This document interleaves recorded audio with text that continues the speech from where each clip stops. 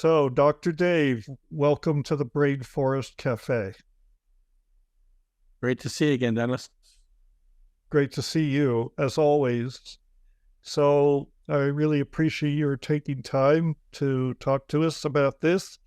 Obviously, we share a long history. We've been in this game for longer than most people, actually. And maybe we've learned a bit about psychedelics, but your achievements in the field are just staggering. I don't have to be the one to tell you that. I was just looking at your publication record at PubMed, how many papers with Nichols DE as an author were on them. Nearly 400 papers. That's pretty impressive. Yeah. Well, got to do something. I guess so. Well, that's one way to look at it. But, you were not, you didn't get into this because you had to do something. You got into it because you were passionately interested in psychedelics and how they worked and some of these other mind-altering substances. But psychedelics was your main focus. Would you say that's accurate? Yeah, I was very lucky and in the right place at the right time as well. Yeah, I think many people weren't. I feel the same way. I mean, we had different tracks. I never became a successful academic, and I sort of lost interest in really becoming that. But I was able to work within institutions that gave me chances to work on things I was interested in. But I was never on a track to become a prominent tenured professor, as you somehow managed to do. Probably productive. I'm writing my memoirs, and the title is The Accidental Professor. There you go. That's a good one. So you're writing a memoir. Yep. When is that going to be published? Oh, I don't know. I have to find somebody that wants to publish it first. I'm going through doing final edits. The beginning is boring. It's about my early life. And then I get into sort of my sociopathic behaviors as a teenager, making explosives and tear gas and blowing things up. And then then got into graduate school and somehow managed to end up working on psychedelics. And from there on, it was like I was in my groove. Yeah, that was the groove, and you stayed in it from 1969 to the present, and you're still in it. So, what do you look back about all that's happened in psychedelic research in the last decades, and particularly the last couple decades? What rises to the top? What impresses you most? Are you happy that psychedelics are now like almost respectable? Lots of people are wanting to investigate them, or what's your feeling about where they're at right now? Because it's a long way from the founding of the Heffter Institute 30 years ago. Yeah, I never imagined really we'd get here. It was at a Heffter meeting, and some woman asked me, like, where do you see the future of this field is going? And this is probably 20 years ago. And I said, I don't know. Someday, probably long after I'm dead, will be having a midlife crisis, and they'll go and see their primary care physician, and they'll send them down to a shaman/psychiatrist. And they'll give them a session with psychedelics, and they'll get a new perspective. And she says, oh my God, do you think I'll be dead by then? I said, probably, but if the vector's pointing in the right direction, that'll be okay. Right.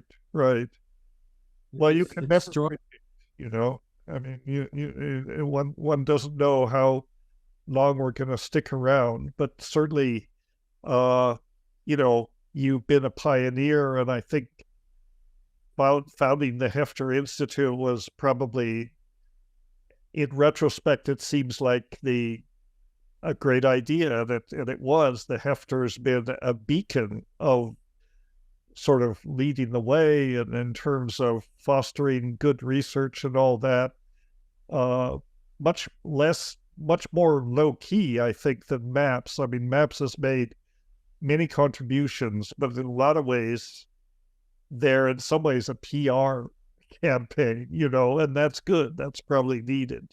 Heffter kept the focus on research and worked with so many investigators and fostered so many young and old investigators in this field. And I think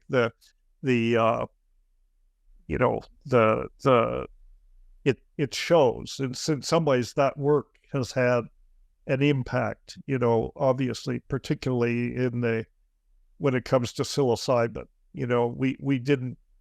We didn't stake out psilocybin as our exclusive interest, but as it turned out, we ended up, I mean the Heffter Institute, turned out kind of supporting a lot of that seminal research that's led to the place we are today, where psilocybin is kind of being recognized as the primary therapeutic psychedelic. And the Heffter can take a lot of credit for that. And of course, Roland was on our board for a long time, and the man's a saint, and I hope he's in heaven with the saints now, because he was, an incredible force to move this work forward, as well as being a wonderful human being. And I think that's important too. I think it was Stan Groff who said the reason that the new wave of psychedelic research is being respected is because of the character of the people that are doing it. And I think he's definitely right about that. And Roland is one of the prime examples. Yeah, I was really happy to be able to recruit Roland for the Heffter board. I had made DMT for Rick Strassman, and then he wanted to move ahead and use psilocybin. So he had a small grant, and he said, "Okay, why don't you make some psilocybin?" And we started working on it. And it turned out that the way Hoffman had made it originally was with a reagent. It was called dibenzyl phosphorochloride, but that reagent was said to be unstable, and bottles of the reagent sitting around could spontaneously detonate. Well, my technician Stuart came to me and he said, "I'd rather not work with that." And after we had a discussion, I said, "We're not going to work with anything that can spontaneously explode." So we spent out Rick's money. Rick and Strassman, he got really upset with me because he thought we had a contract. In the contract, you agree to make something for a certain amount of money. But with a research grant, which is what we had, you say, "We're going to propose to try to do this." And we just couldn't find a way to do it. So we worked for a long time. And then Bob Jesse came to me. He started working with Roland to do this study of psilocybin in normal people. And we had figured out a reagent we could use. It wasn't a great reagent. It was a derivative of penofluorophenol. And you could put a phosphate on that, and it would transfer onto psilocin and make psilocybin. But then you had the byproduct, you had this penofluorophenol, and because it was so electron deficient, it stuck to the indole ring, which was electron excessive, and so you get this complex. So it was very hard to break up. Mm-hmm. So we made initially about 4 grams, I think, somewhere around 4 grams of Roland, and that was for that study that he published in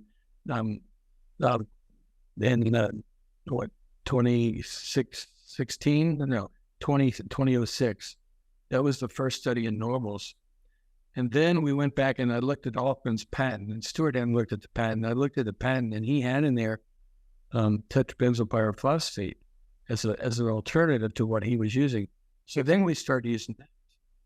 And then we made 24 grams or so of psilocybin for Roland to use at Johns Hopkins. But, I don't know if you were in the board meeting then or not, but Charlie Grobe was supposed to do a study with MDMA in cancer patients. Mm-hmm. And he met with the board and he says, "I don't want to give cancer patients MDMA. It's a psychostimulant, stimulate their heart rate and blood pressure, and they're already really compromised. and they really don't want to give them that. What do you think we could give them? So we looked at the possibilities. I don't know if you remember this discussion or not, but we said, well, there's LSD. Of course, that was used widely in the 50s and 60s. But if we use LSD, we thought there would be immediate feeding frenzy. Immediately going, you're giving LSD to dying patients. This is horrible. This is terrible. This is, again, this is back in the 90s. And then there was mescaline. We knew it was in peyote cactus and Native American sacrament, but it lasts a long time, like LSD. They both last 8 to 10 hours. So if you're going to use one in therapy, you'd have to keep some patients overnight and release them the next day. So that would add cost to the clinical component. And mescaline made a lot of people nauseous and actually vomit. And so we said, we don't want to give sick people something that makes them feel sicker. And the other possibility really was psilocybin. And people have been eating magic mushrooms for millennia, and it only lasted 4 to 6 hours, which means we could do it in one day, bring them in the morning, give the treatment, and then they could be discharged at the end of the day. And it was fairly benign. We knew we probably wouldn't have to do a lot of toxicology tests because so many people had been eating magic mushrooms. I think it was generally recognized as safe, although some of the studies I've had to do some preclinical tox, but really not a lot. And that really was the key. And then being able to make it. And now the synthesis has been improved a couple of times since my synthesis. And so now it can be made in, multi-kilogram quantities pretty easily. And of course, Usona has made 1.5 kilos by the simplest method probably. But I think we were very prescient in choosing psilocybin. It had been used, in the Good Friday experiment that Walter Pankey had done back in 62, I think. And but nobody had really talked about it. The magic mushroom story, came out of Life magazine with the New York baker and Valentina, his wife, and so people knew of it.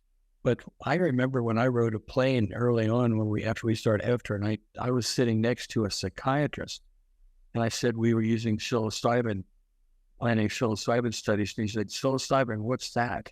I said, Did you ever hear of magic mushrooms? He said, yeah. I said, well, that's the active component in them. And then he was baffled that we were planning to do a study where we were going to give those to humans. You're going to give these drugs to humans? Because it was, there was so much negative media coverage. Really, back in those days, nowadays we look back and think, well, starting the Heffter Institute, it was a lot of fun. And we got a lot of comradeship, and we started a lot of interesting stuff. I never really thought about the fact of how banned and how negative it was, but we were really swimming upstream with respect to a lot of the media. As nobody was talking about eating magic mushrooms and giving LSD to dying people and things like that back in those days. And really, I think you're right that the seminal studies that we respond to were Charlie Grove's study of cancer patients at UCLA, which he published in 2011. But it wasn't really definitive because his doses had been too small, but he got it published in a top journal.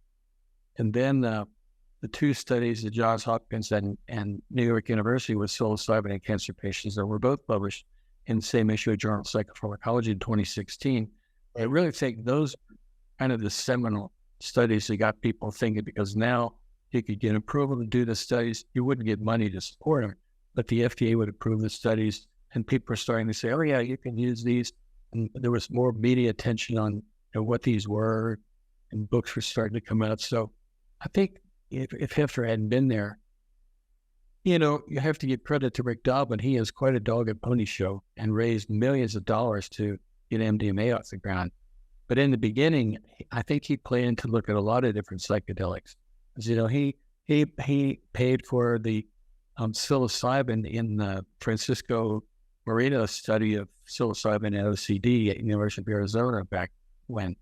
And I think Rick thought he was going to expand and cover lots of psychedelics. Well, the Multidisciplinary Association of Psychedelic Studies, MDMA, I don't even consider is actually it's not a classic psychedelic.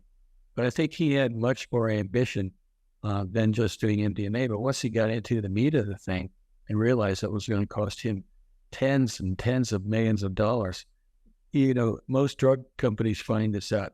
Most startup biotechs find out you can't get unfocused. You have to say, okay, this is what we're going to do. And that's where we're going to put our resources and put our attention. So Rick focused on MDMA, God bless him, and it looks like it might be approved next year. And we really focused on psilocybin, which has been used widely now for lots of different indications. And I think psilocybin won't be too much farther out than the MDMA as far as getting approval from the FDA. So you think that psilocybin is not going to be approved within the next couple of years? I mean, it seems like there's a huge body of data now that shows it's efficacious and it's safe. And in some ways, it's almost the ideal classic psychedelic for clinical use. And so what are the barriers to approval? How come it's not getting fast, not enough publicity? It has been fast-tracked for treatment-resistant depression. Right. Like MDMA. So I think it will come, but there are a lot of little studies, whereas Rick's focus was totally on MDMA for PTSD.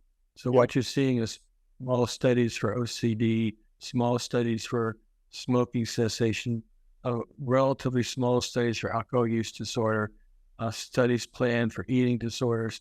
So there's a lot of little ones, but you basically get it approved for a single indication. And I don't know if there's any, I think Helpus maybe is closest to being sort of the drug paradigm to getting approval for psilocybin in major depressive disorder. But all these little studies, I mean, it's certainly demonstrating the possible value of psilocybin for lots of different things. But the FDA wants a single indication, and nobody is focusing all their attention on getting large enough clinical studies for single indications. So that's probably a little bit of the problem. The other problem is nobody wants to spend, a whole day in a clinic. That when I asked Steve Ross at New York University what he estimated the cost was per patient in their study of cancer patients, and he said when he added it all together with the clinical rental time and that's the therapist and all, but he thought it was about $25,000 per patient. You're not going to get insurance companies to reimburse $25,000 per patient. So scalability is a big issue. Mm-hmm. MDMA, you have 2 or 3 sessions, and the sessions last, 3 to 4 hours. And it's recognized that PTSD is a real serious problem, especially with veterans. And there isn't anything. So I think with psilocybin, it's going to take longer. It would be nice to shorten it. There are attempts to shorten its duration of action.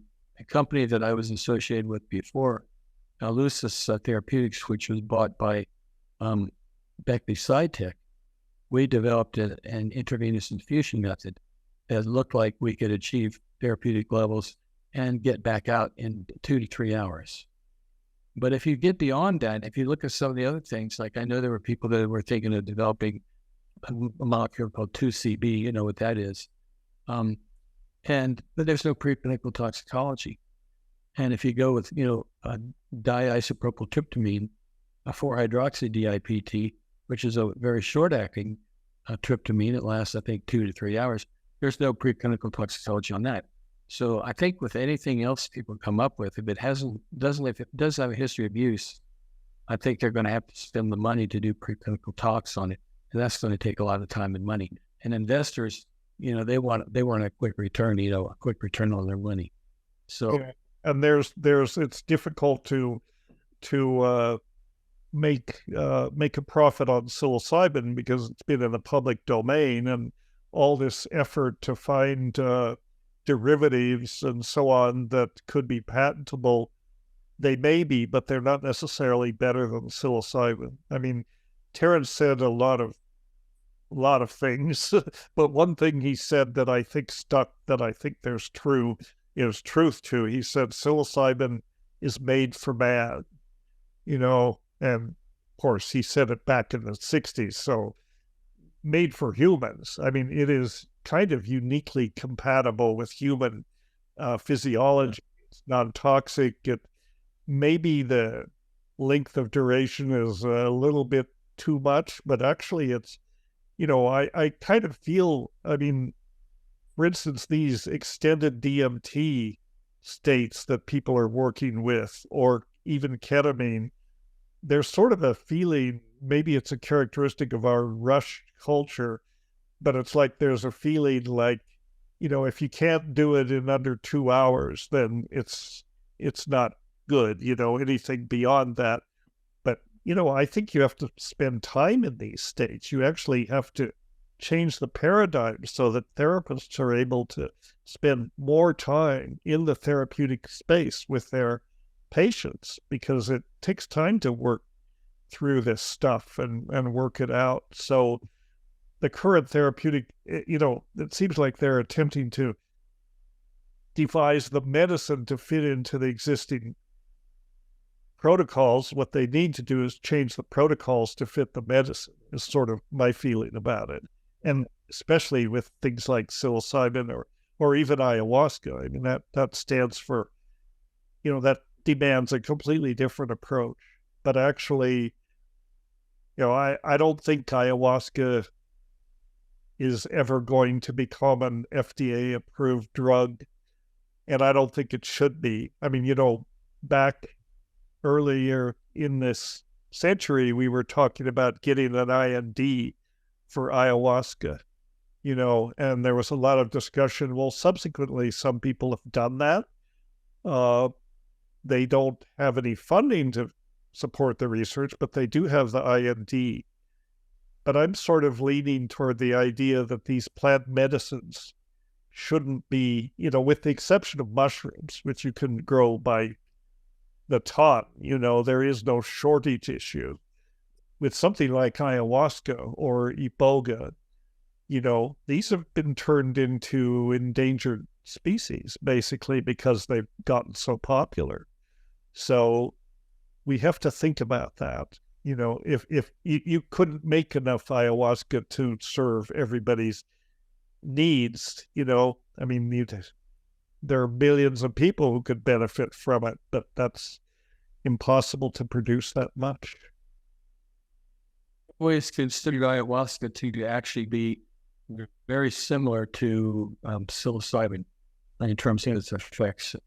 I'm not sure. I mean, it was attractive because it was a plant medicine and people could go to Peru or in other places and have the sessions. But I was never convinced that it was superior to psilocybin. The duration of action is about the same.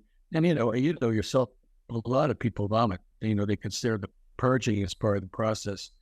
The times I've taken and I didn't vomit and I didn't feel like I wanted to purge, I always thought it was because the ayahuasca had not been properly prepared and had a lot of byproducts in there that were emetic.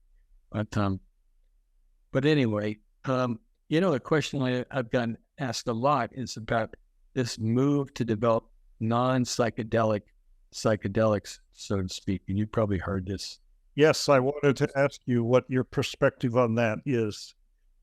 So I think for major depressive disorder, just garden variety depression that people are treated with SSRIs with, I think a pill is fine.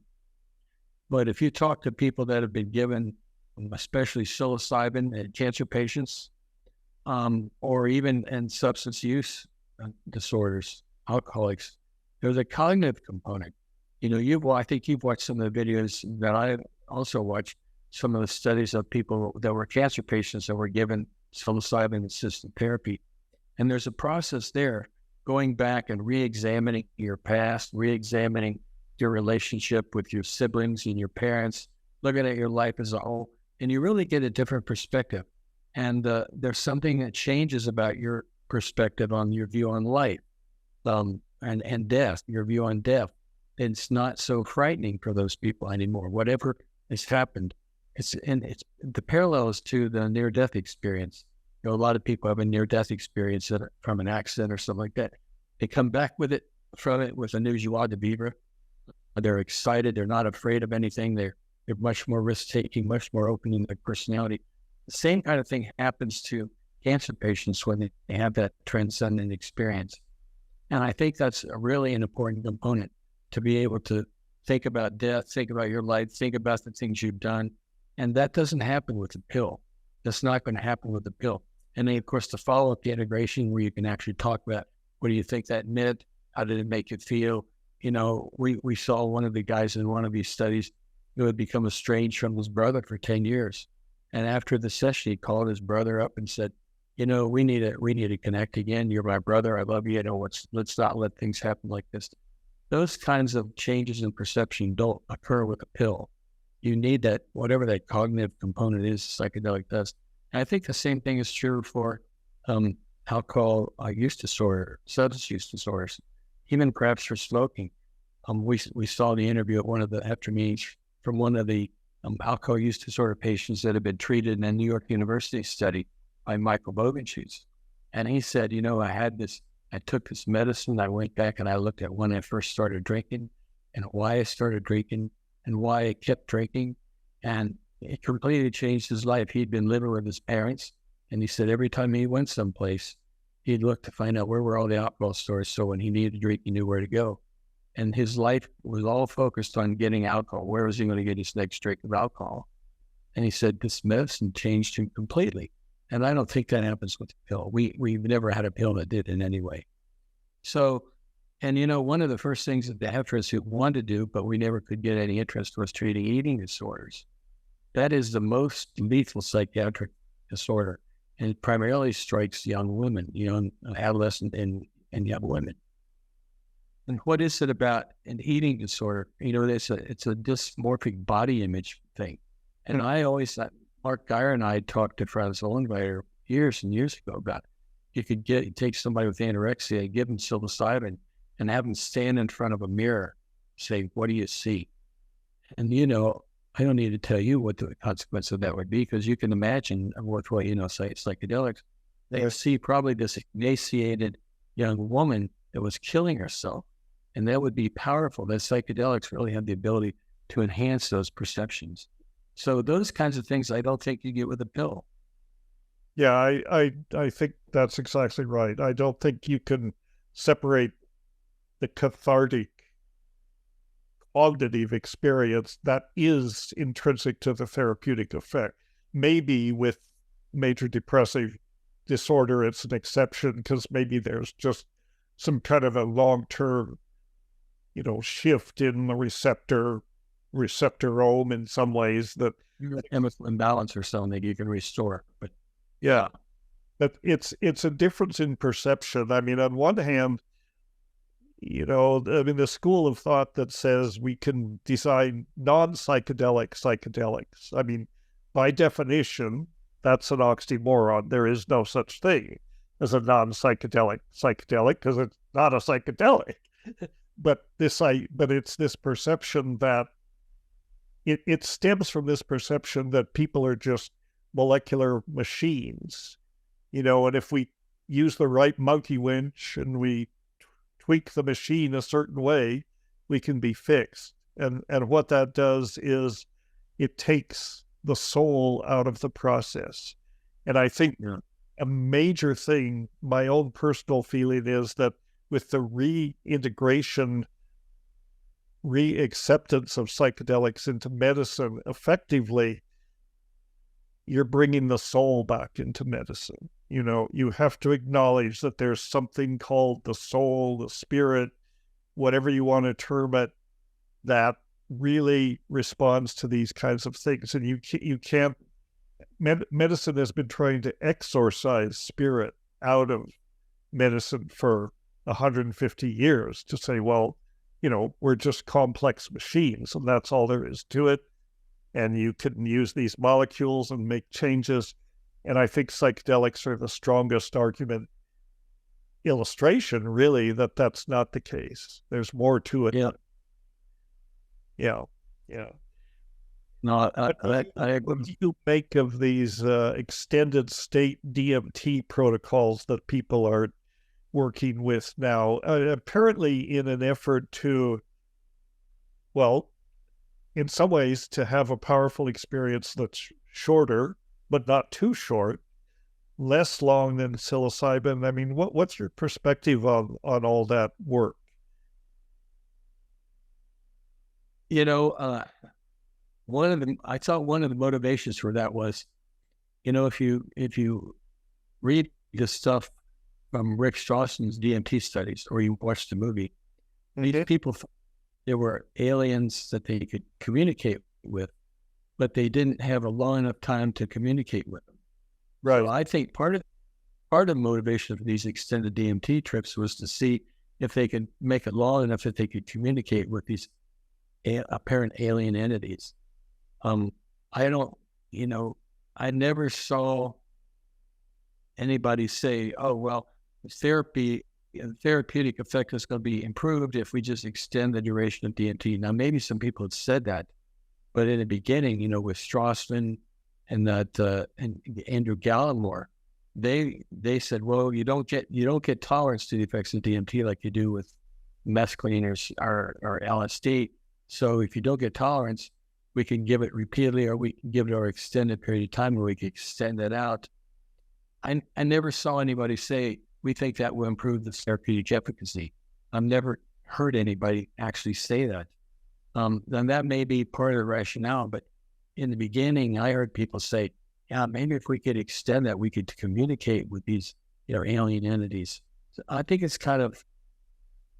it's more something they're doing more for curiosity than for any real medical reason. That's just my perception. This is very much from the psychonautic perspective. Exactly. Yeah. These protocols were developed because of people that wanted to contact the entities. So let's get into that. What do you think about the entities? All right, put you on the spot. But what do you think about these entities? I'm not sure I've ever encountered an machine in my DMT experiences, but maybe what's going on there? In your don't really know if these things are coming out of the subconscious or what. We really don't understand the mind. But I had two friends that they moved to Tampa, Florida, and he called me up one day and said, "We just had the strangest experience. My friend and I took some LSD, and in the middle of that trip, I was projected on board some kind of flying saucer. And it was this like reddish reptilian guy who was there. And he looked at me, saw I was there, and he was really freaked out because I wasn't supposed to be there. And I was freaked out because I didn't know who he was. And I looked at my friend that was tripping with me, and I said, "Do you see what I see?" And he was freaking out too. And he said, "Yeah, that reptilian thing." So I'm going, how can two people share hallucination? So I'm not sure, I suggested this to someone, and it was just pure speculation. But is it possible that more advanced civilizations communicate through some form of telepathy? And that when you take a psychedelic, it breaks down your conscious inhibitions and you're more open to that. If you read some of the books about people who have taken trips with LSD, it almost sounds like some of them have had telepathic experiences that they then could verify, seeing somebody that had died, they'd come to visit them and stuff like that.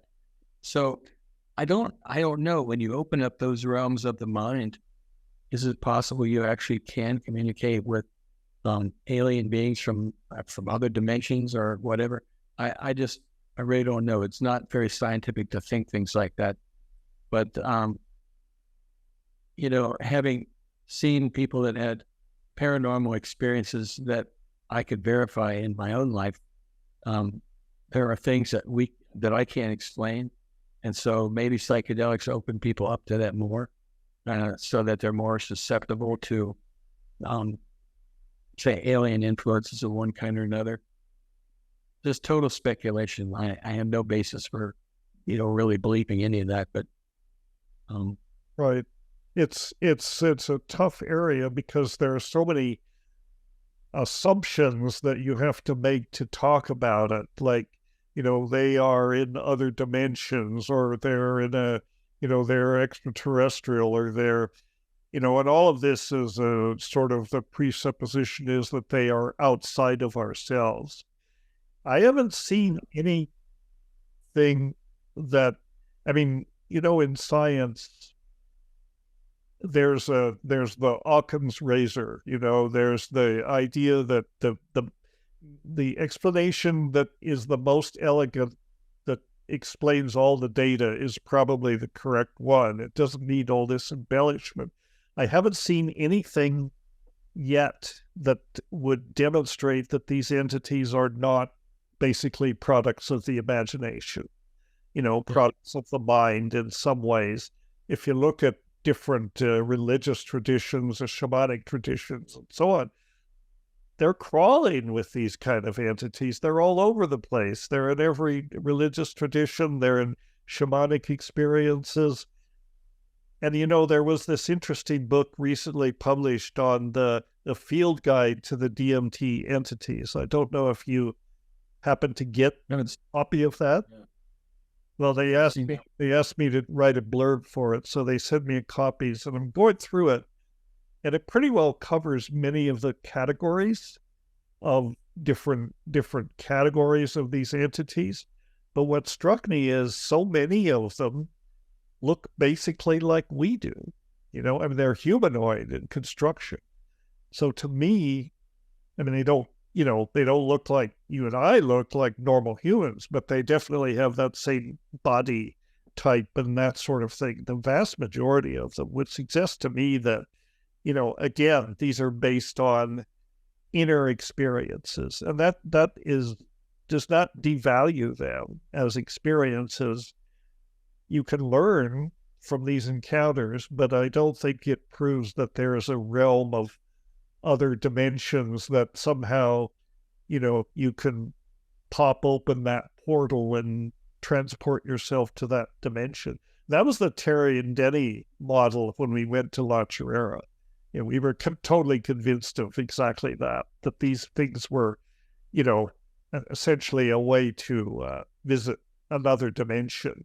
Well, we all know how that turned out, and reality had a way of sort of crushing those crazy ideas because, it just didn't work. And then at the end of the day, we had to say, or at least some of us had to say, I had to say, most of the insights that we thought we got at La Chirera were gibberish, and they had no meaning. They were interesting as ideas, but they really have no explanatory, power. Yeah. Yeah. The most logical thing would be is that they're inventions from your unconscious. They're representations of something that theoretically, I guess if you took a psychedelic and you queried one of these entities, you could say, who are you and what do you want? And they might just dissolve, or they might tell you something about yourself that you had been wondering. But I think you're right. The most logical scientific explanation is that they're products of your unconscious that are popped up by, these amazing effects of psychedelics. Right. I think, I'm basically a Jungian. I'm comfortable with the idea of the collective unconscious, and I think that that's a reasonable supposition. The idea that on some bedrock level, we're all connected, and, individuals are like islands in the sea, we're sticking up out of the sea, but underneath everything is connected. And that may be the, genetic evolutionary repository of these ideas and these notions of entities, because they're so similar in these different traditions. So I think they may represent just the particular instantiation of something that's universal in the collective unconscious. Yeah, I had a friend tell me who had smoked 5 reflux of DMT that he had this vision, and it was like a big pipe that had this intense light inside, and the pipe had little holes poked in it, and the holes were people's souls were shining through. We were all part of this light inside that was shining through, but we were all coming out as representations, but everything was all one. So those kind of little pokes in the pipe that were letting the light through, I guess they could be distorted all kinds of ways.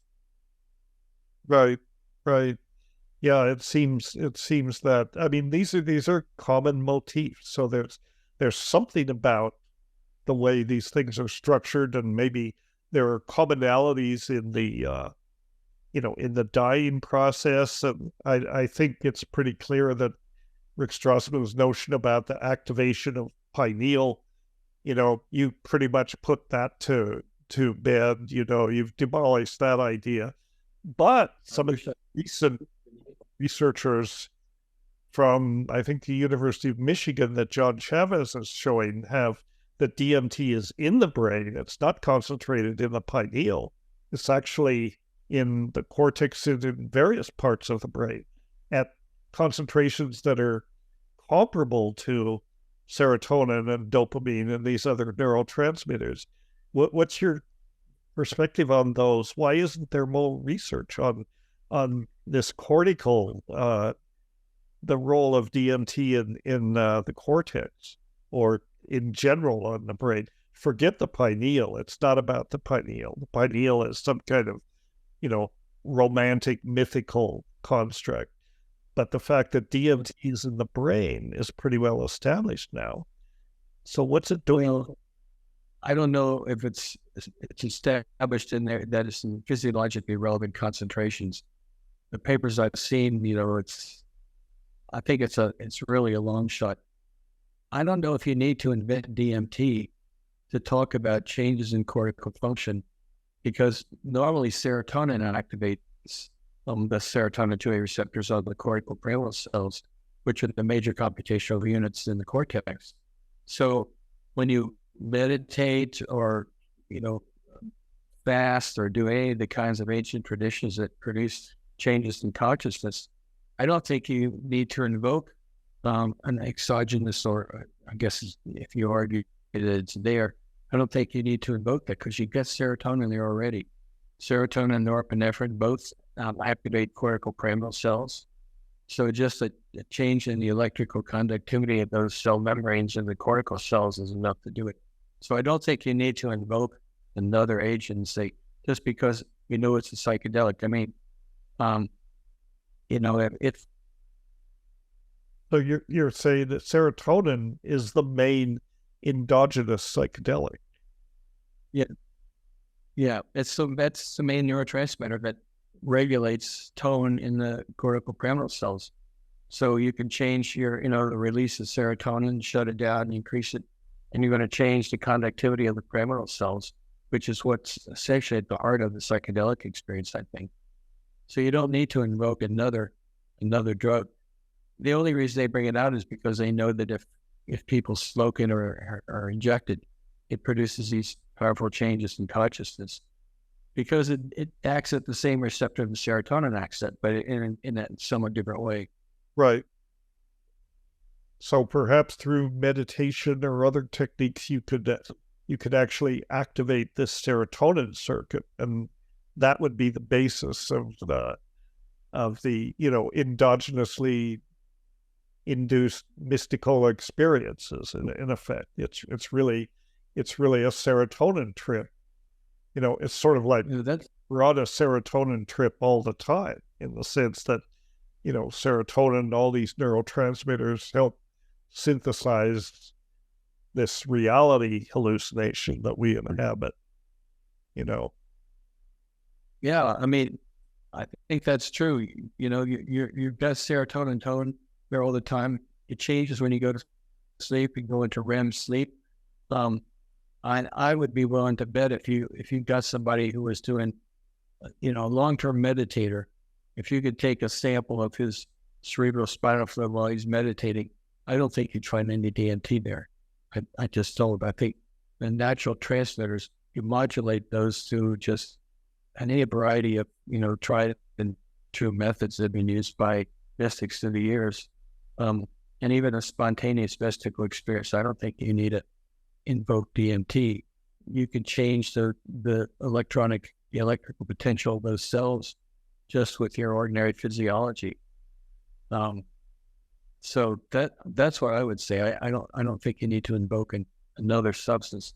And the only reason they do it is because they know it's a powerful psychedelic. So they fought really hard to show that it occurs in the brain, and it occurs, in the pineal gland, And, it's really powerful when it stimulates serotonin 2A receptors and sigma 1 receptors. But they've worked to try to show that. And I don't think it would be that hard to show if it was really that important. Well, that work should be done then. I mean, that would be very interesting to do that. But you won't get anybody to fund it. So that's the problem. That's a problem. Well, funding psychedelic research is sexy. Funding serotonin research and ordinary physiology, even extraordinary physiology, doesn't have quite the cachet. But, research authorities are the decisions studies are not based on science, but other factors, so. The studies that were done essentially strangulating rats and showing that they had this massive increase in neurotransmitter released in the brain. Well, dopamine was released, serotonin was released, and maybe some DMT was there, but it was a massive release of norepinephrine, dopamine, serotonin, and all kinds of things, as well as endogenous opioids, endorphins. And that's another thing. The endorphins are produced under times of stress. So I think there's a whole soup of things that are dumped into the brain if you're near death. And I don't think you need to invoke DMT. In fact, I would say the endorphins are probably more powerful in inducing altered states of consciousness under stress than some of the neurotransmitters are. Right. Well, this is probably closer to the truth. It's not what people want to hear, but it's probably, there's something. I mean, basically what I'm taking away from this is the process of dying is almost by definition a stressful process.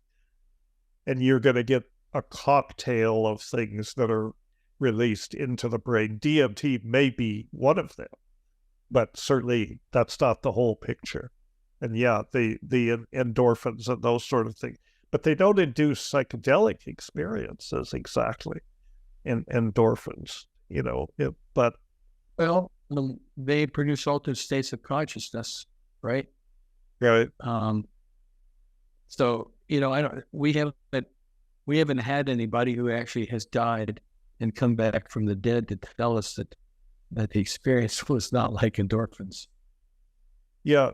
Oh, that's the conundrum. We have lots of reports of near-death experience, but those are not death experiences, So they're a reflection of your neurochemistry and state of mind while you're dying. And then, then you come back. You don't cross the threshold.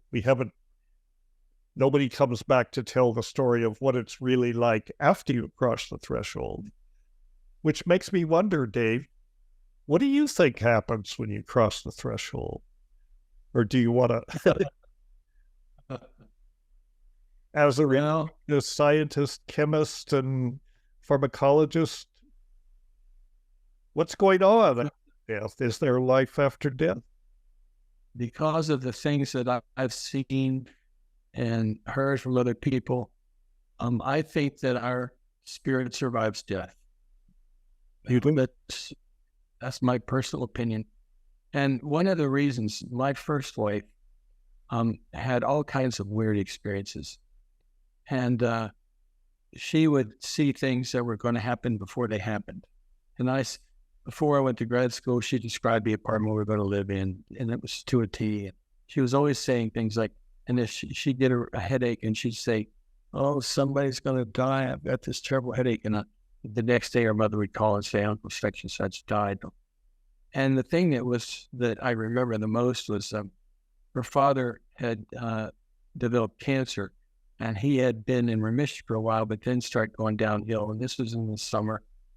And she woke me, and I was very interested whenever she had a dream, because her dreams are always so vivid. "What was your dream about? What did you dream?" She woke me up and she said, "I had a dream last night. It was really vivid." "And what was it?" "Well, my father's mother, her paternal grandmother, had come to her in a dream, and she said she died when I was 4 years old. And I couldn't, if you'd asked me to describe her, I couldn't tell you. but in the dream, I knew it was her. She said, I'm coming on the 16th at 6 a.m. I said, the 16th at 6 a.m.? This is like August. What does that mean? So time went on, and it was October 15th, and he had been going downhill. His cancer had started in his prostate, and it had spread into his liver, and he was jaundiced and emaciated and anorectic. And so anyway, she called and told Maxine, she said, I'm afraid it's close. Your father is refusing to rest. And he had said, when his mother died, she came to him in a vision and said, someday I'm going to come back to you. And he remembered that. So he said, I don't want to be asleep when I die. I want to be awake when I die. Mm. And so she called her daughter, my then wife, and said, he's refusing to sleep. I'm saying, Mac, get some rest. Just get some rest. He said, no. He refused to go to sleep. So we hung up the phone, and she said, well, now we'll see if it's tomorrow at 6 a.m. I looked at my watch, and it was the 15th. I said, oh, your dream, 16th at 6 a.m. And he died the next morning at 6 a.m. on the 16th, which is what she had seen in that dream. Now, my son maintains that maybe people from the future can go back to the past or whatever. But for me, the simplest explanation was that his mother's spirit had lived on, come and told Maxine, this is when I'm going to come to get him. And so there was a date and time that I could verify personally. And that's actually what happened. So when I look at things like that, and then I had a wife named Barb, who had a number of wives actually, but her son, her brother, Sonny, had been in a wreck in Florida. He'd run away from home because their father was so brutal. He'd run away, he was 15, and had been in a wreck in Florida, a car wreck, a fairly serious wreck. And she was asleep, and she said she woke up, and Sonny was standing at the bottom of her bed. He walked over, kissed her on the forehead, and then just sort of shrunk down and shot out the top of the ceiling. And she couldn't move. She was paralyzed. And then when he shot out, she jumped up and ran out of the hall. And her mother came out and said, were you just in our room? Someone was just in our room. She said, no, and so that apparently was a point in time at which he had actually died. He had been injured so seriously that he died. And she was able to connect that to his time of death, that he'd come to tell her that he loved her and he missed her. Now, it could have just been a hallucination, but I don't know how she would have known he would have been dying at that exact moment.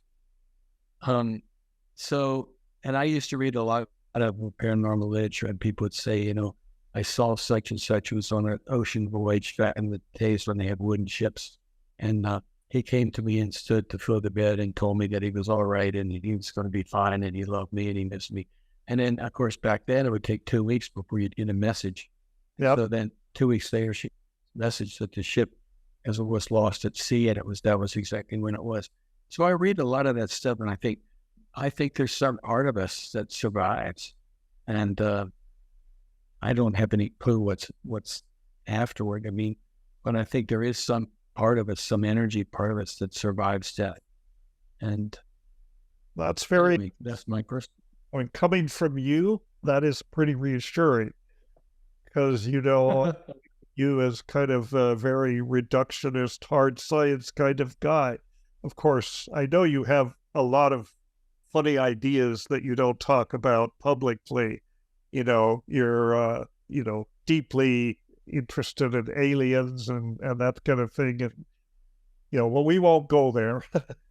We'll keep that off. But that's very interesting that you say that. I'm reassured by that. I've been sort of leaning toward the idea that there isn't, it's hard for me to understand how you can, you need a brain to support these processes. You need some kind of a physical substrate to support consciousness, and how can it exist without that infrastructure or that underlying physiological structure? And when that's not working, then I think consciousness is, maybe can't exist without that framework. At the same time, we have to keep in mind that we don't know very much. We have to keep an open mind. Someone asked me once about that sort of same question. I said, suppose that we have a life force, a field of consciousness, and the brain is just simply a transducer that brings that information into a three-dimensional body. Well, it's possible, yeah.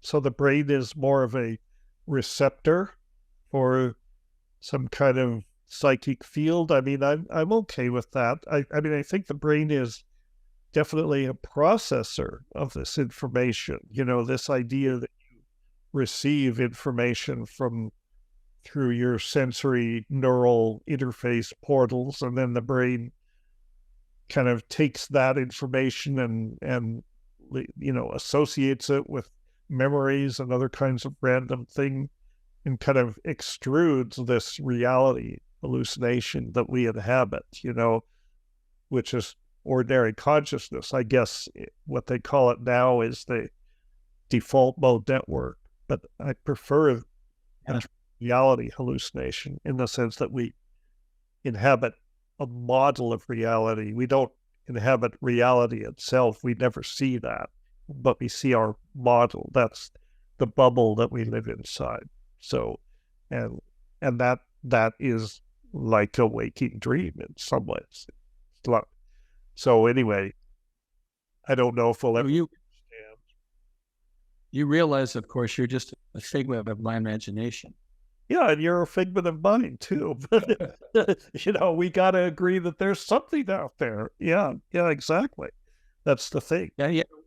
When you get into matters of like philosophy and so forth, it's my wife thinks when you die, that's it.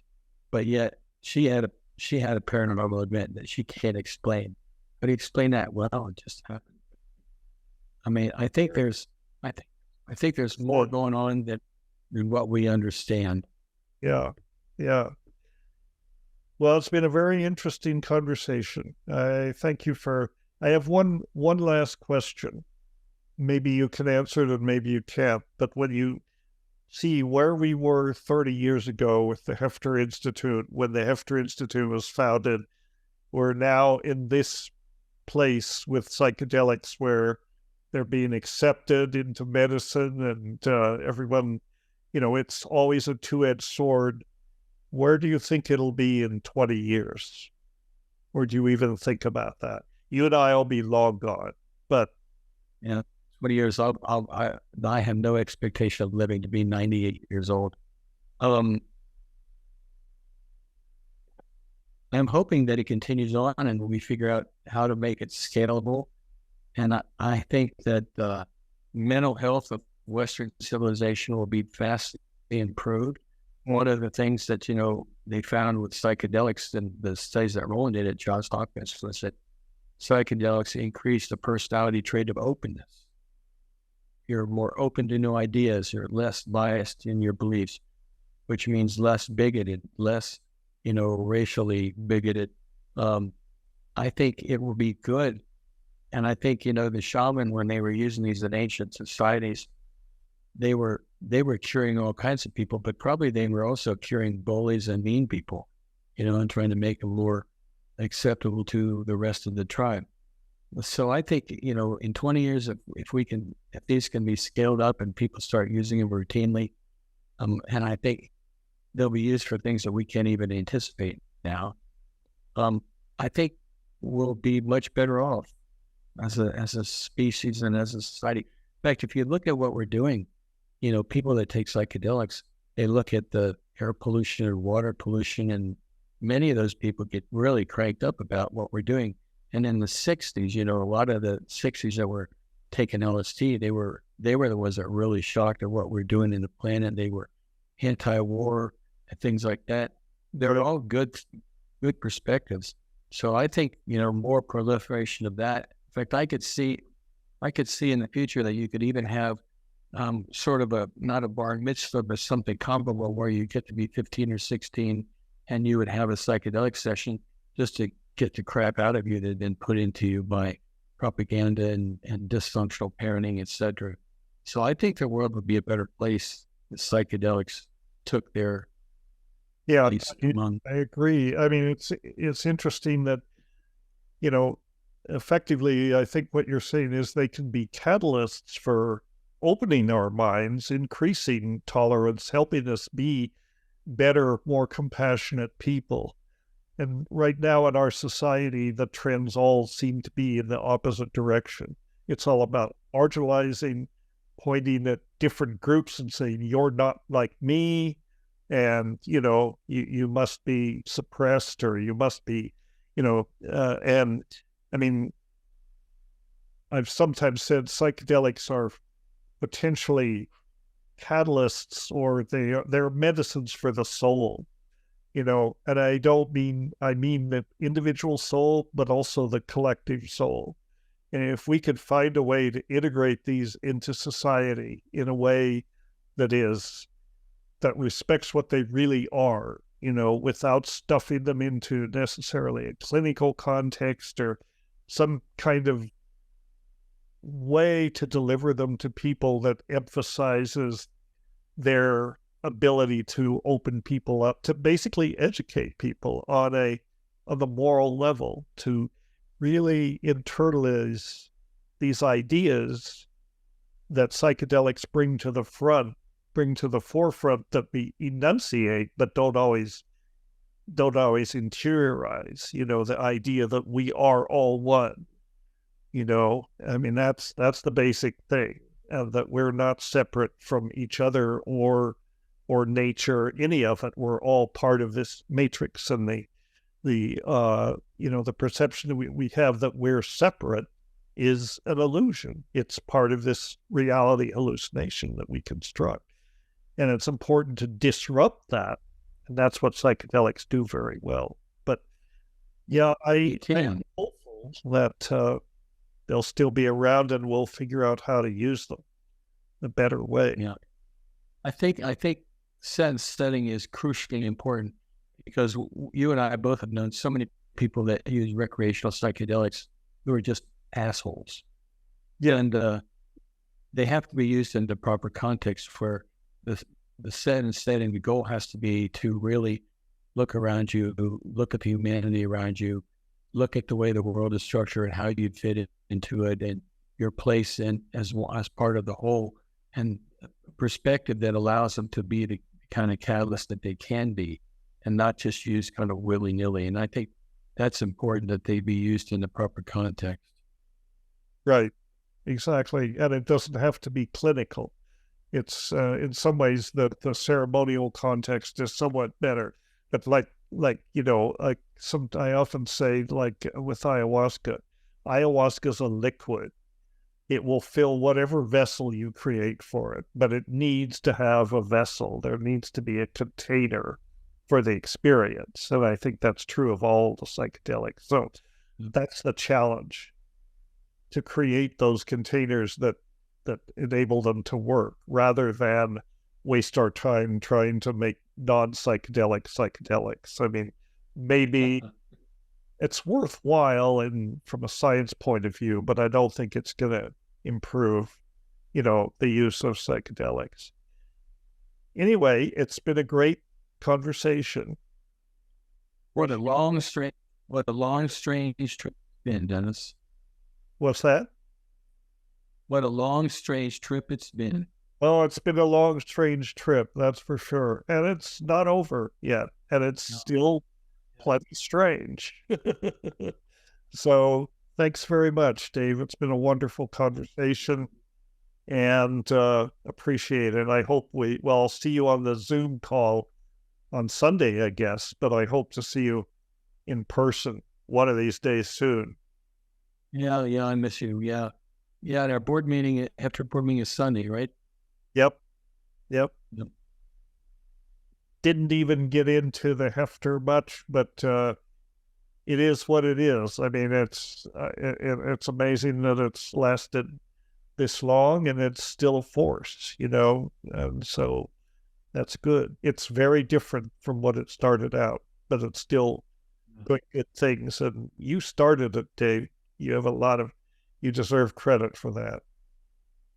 Well, I hope I get some good karma. And if we live multiple lives, maybe the next time around I'll get some of that karma back. Right, right. All right. Well, we'll end it here and have a great day. Thanks so much. Be well. Take care.